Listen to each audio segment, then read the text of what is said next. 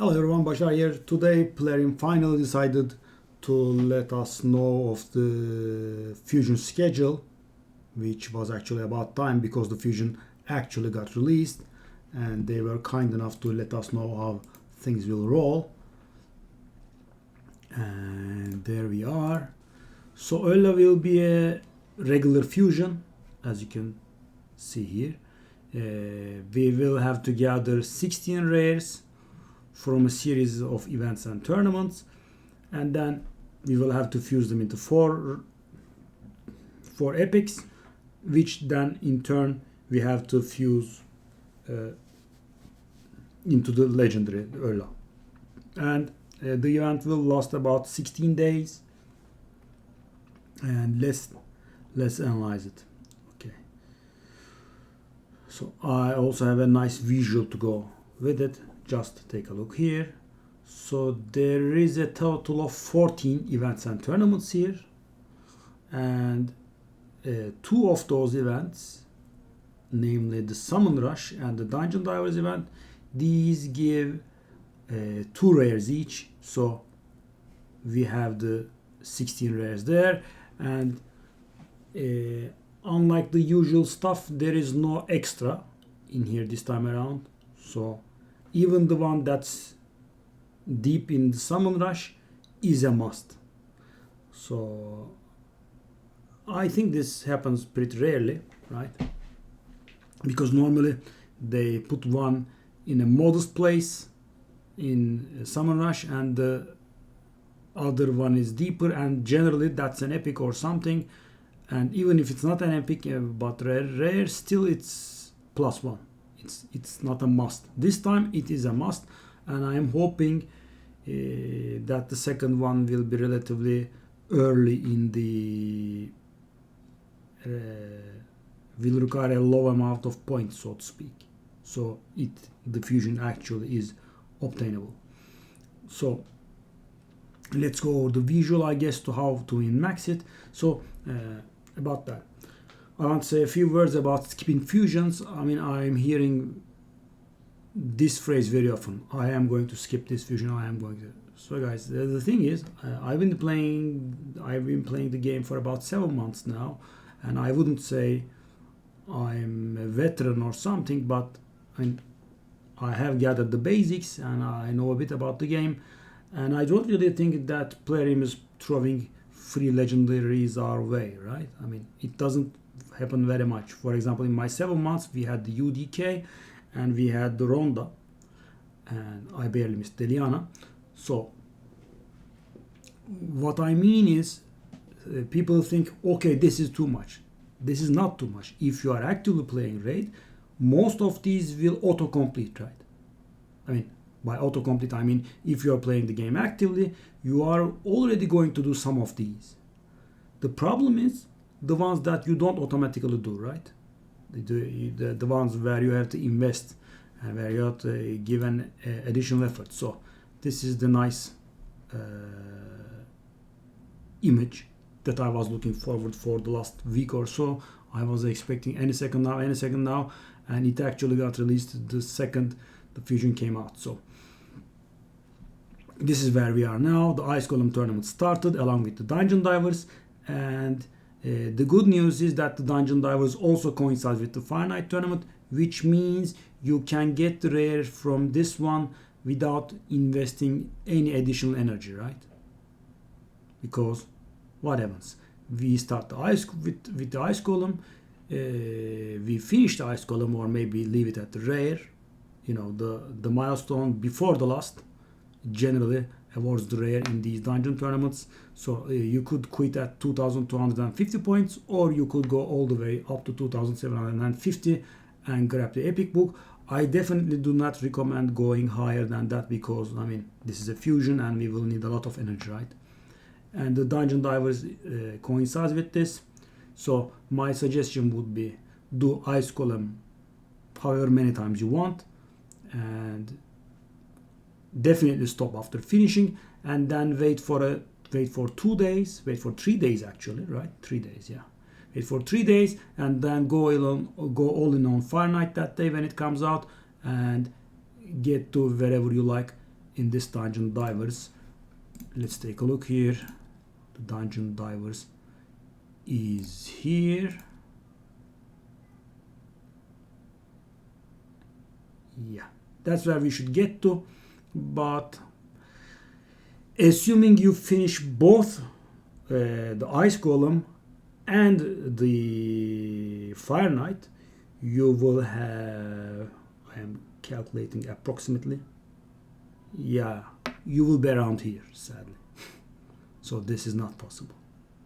So the problem with dungeon divers is, guys, the next milestone is not just grindable. It is just not possible, right? Because, I mean, you will do a few campaigns in between. Maybe you will overshoot one of the blah blah. Not enough. Because that will add up to like maybe 100 points, and you will still be like 600 points of this, which will require 1,000 energy or so. So what's ideal is just finish the ice golem, stop, and finishing the ice golem brings you about here. Approximate, of course. I am talking about average luck, right? You could always get 6-star legendaries, and you can do much better, but the expectancy ends up here, 1,800 points or so, and you just repeat that same performance in Fire Knight and you get this, right? That's done. So that's what I mean, by the way, guys. So this means actually a regular player would do these tournaments, right? And if you do these tournaments wisely, you spend 0 energy in this Dungeon Divers event. And that's why I dislike the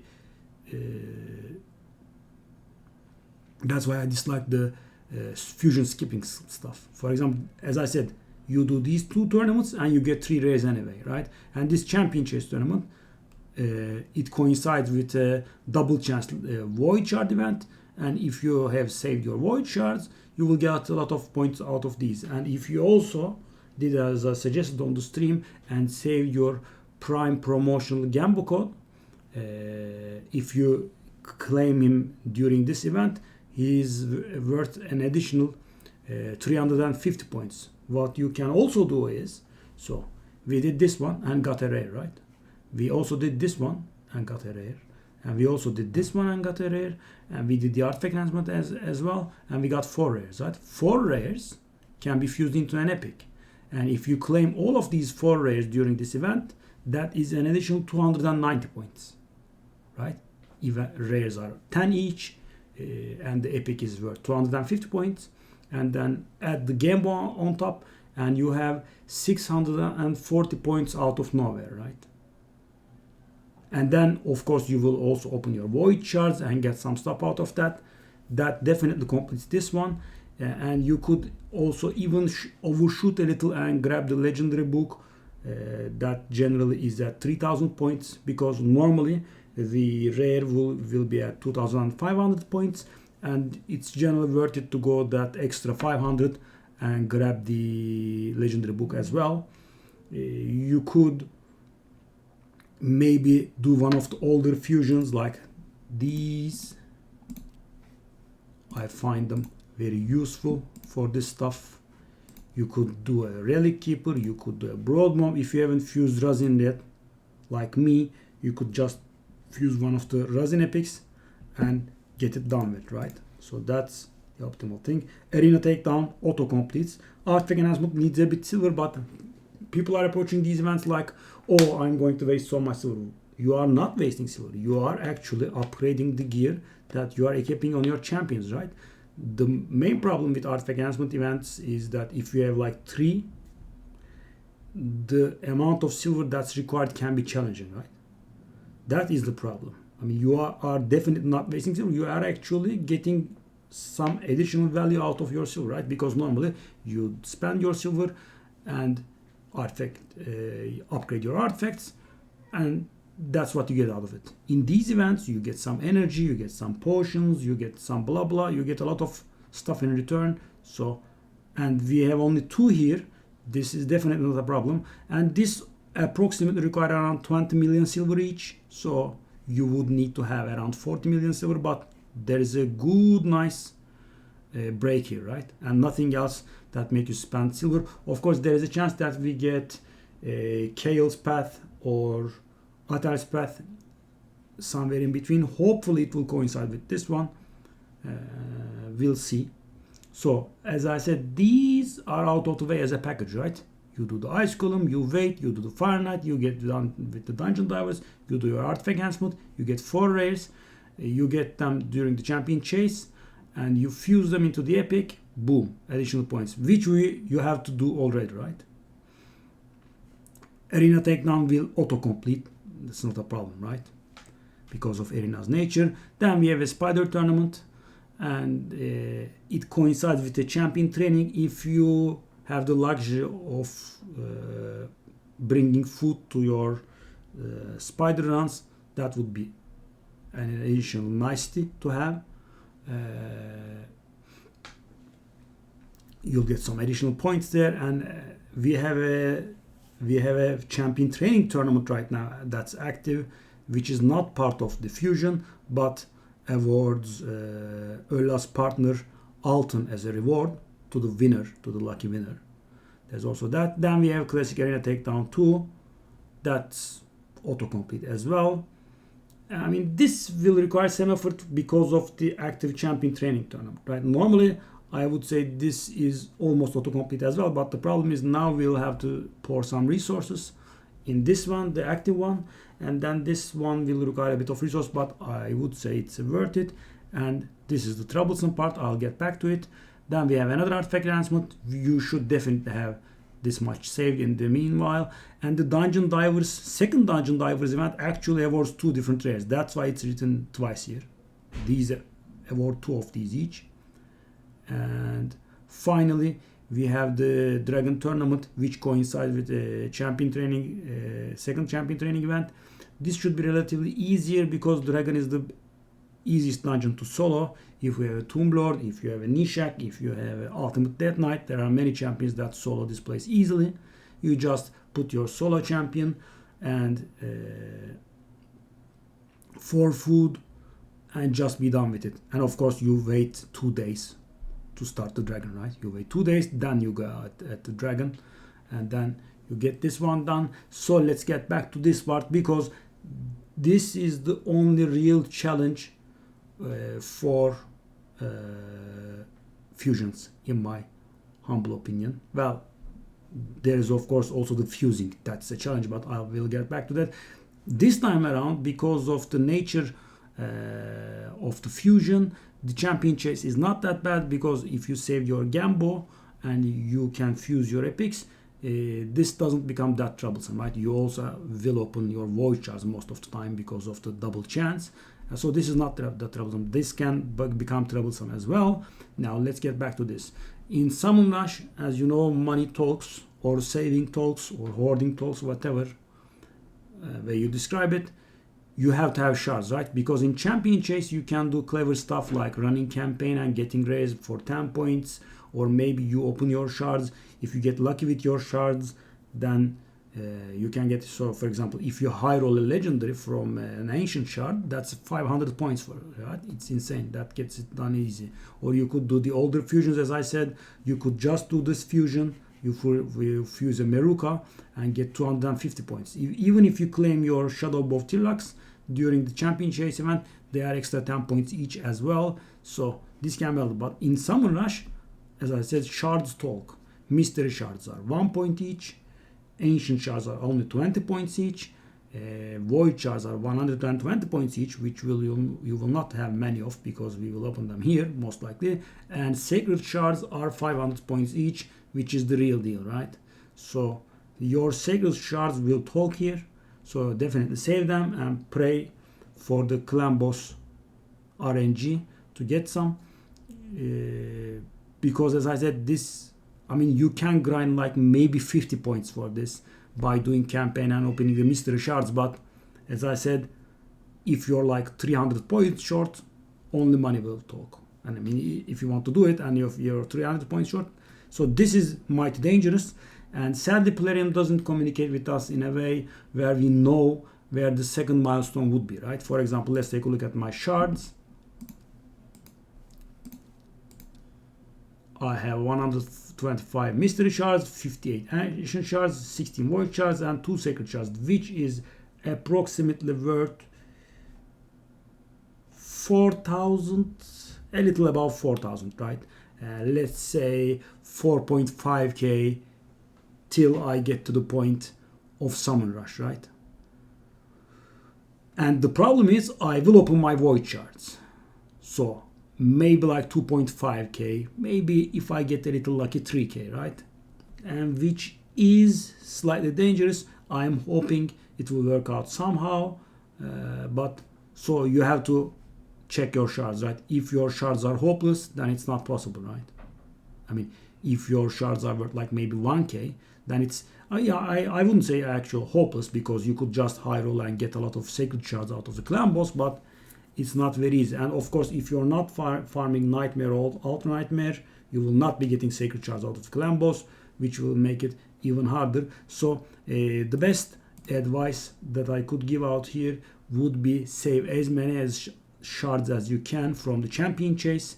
As I said, claiming Gambo is a smart move, and if you have already claimed it, tough luck. Sorry, I have mentioned it the day I saw Gambo being given. I mean, it's the wise choice. And as I said, do not claim your Shadow Bow Tirlux and claim it during the champion chase, and definitely fuse one Meruka in the duration of the tournament.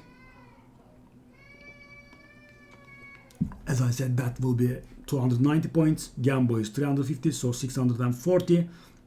And the shards that you open will be worth some as well. Should get you up there. You could also do Relic Keeper or Broadmoor fusions and maybe one of the Razin epics.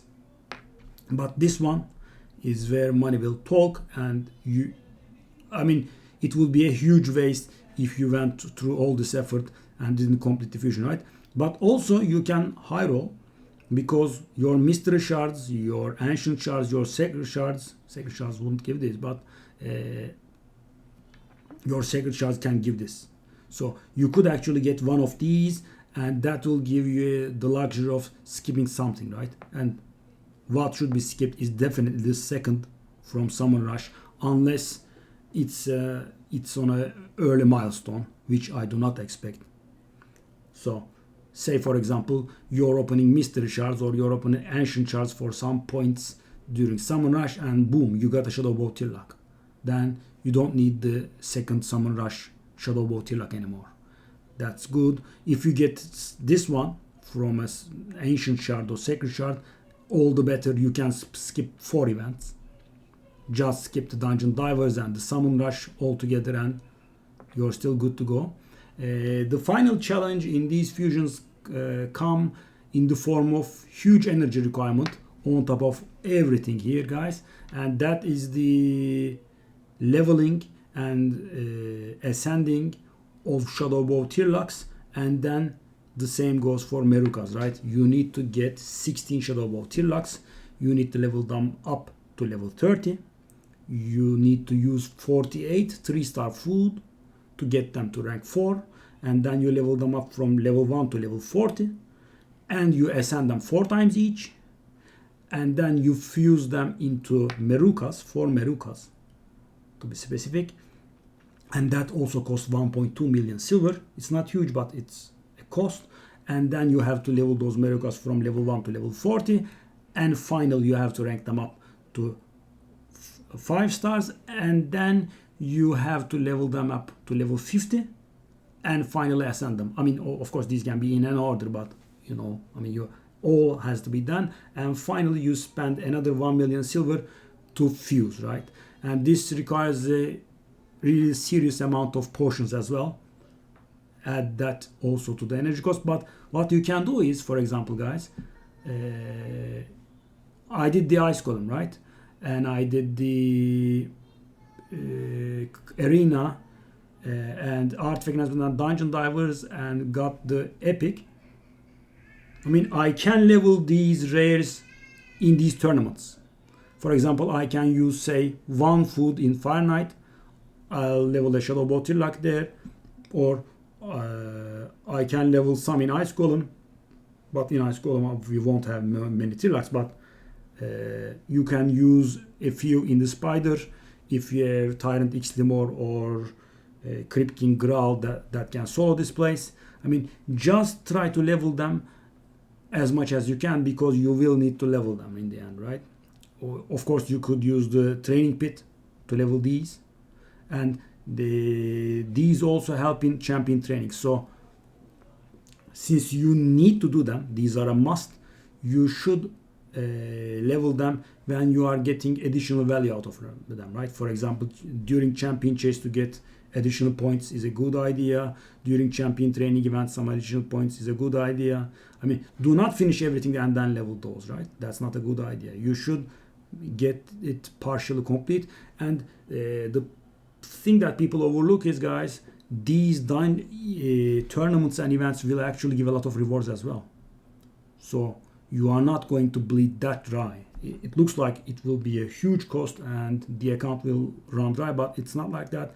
My first fusion that I did was around 4 months ago. I fused a Morrigan, and I very vividly recall having 3,200 gems at the time. And it was a fusion like this, so it was very relentless and very hard. And I could barely do the dungeons in 20, right? That's what I was able to do. I could run all of the dungeons in stage 20, and then I had to spend a lot of gems during the fusion. But I also was climbing Doom Tower, which we can do right now. It is active, right? And I was also doing the tournaments. And in the end, I had spent around 800 gems or so, maybe 1,000. I'm not sure of the number. But in the end, I had 3.2k gems. I mean, the literal exact same amount which I had started the fusion with. And I got a legendary out of it as well. So I would say definitely not skip this one. Because she will also be useful in the upcoming faction crypt, right? We will get a